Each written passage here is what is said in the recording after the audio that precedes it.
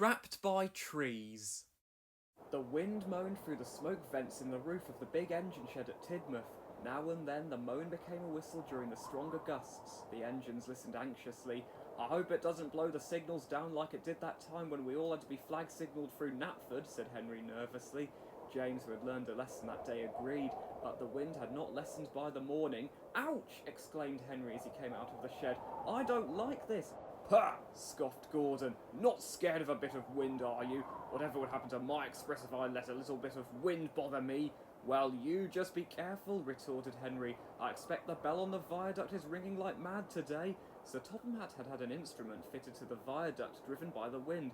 This rang a warning bell in the nearest station to each end when the wind was too strong for trains to cross safely. "Ha!" said Gordon again. "I've no time to worry about that." His outward journey went well in spite of the wind, but it was stronger by the time he set out for home, and he began to regret his boastful words. But at the station before the viaduct, the signals were clear.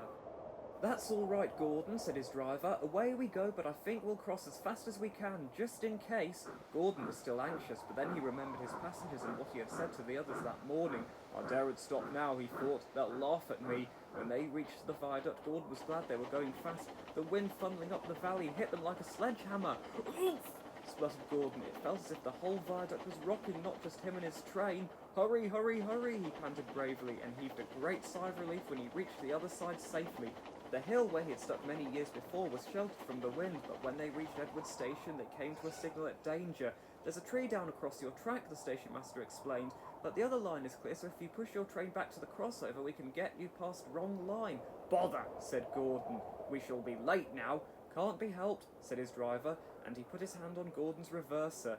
As he did so, there was an extra fierce gust of wind. A tree at the end of the platform, just clear of the last coach, creaked, groaned, and fell with a sickening crash right across the points Gordon wanted to use. Gordon was moving only slowly, so he had no difficulty in stopping. "That's torn it," said the fireman. "We're trapped. Don't worry, Gordon. Nobody's going anywhere for a bit." The station master ran to the telephone and Gordon and his passengers waited. They didn't have very long to wait, really, but to Gordon it seemed like ages before he heard a cheerful whistle from the station yard.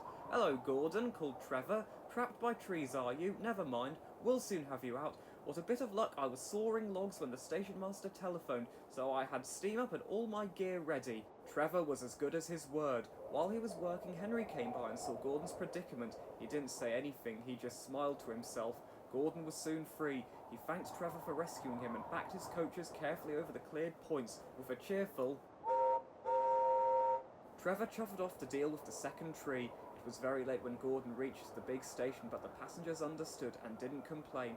As he went back to the shed for a rest, the wind suddenly died away for a whisper. "Wind!" muttered Gordon crossly. "Pah!"